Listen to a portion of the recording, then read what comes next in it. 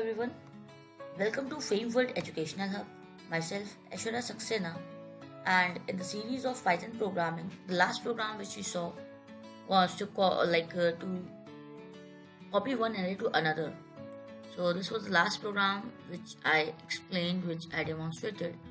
In today's video, I am going to create a new file, and here I am going to demonstrate that how you can insert values to an array. So right now, whatever we have done till now, those array were system defined.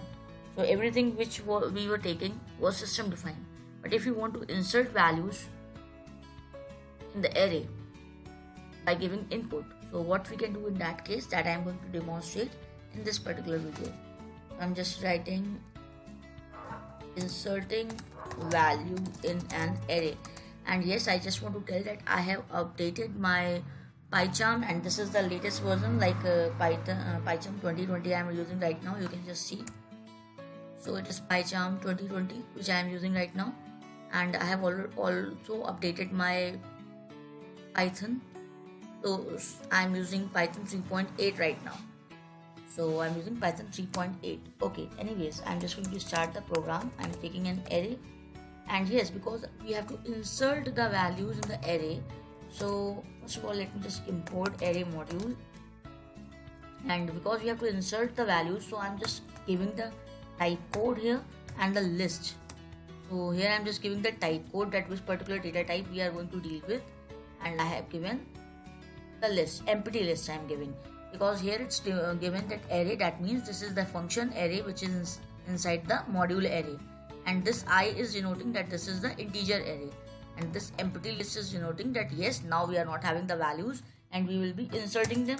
So let's take the input from the user. So I'm just writing enter the length of the array. Suppose I'm just giving this message, enter the length of the array. So the user will be inputting the length, the number of elements which he or she wants. So here I'm just taking the range till n, and there x equals to int, then input, and now I'm giving the message enter elements. So enter elements I have taken. Now arr dot int.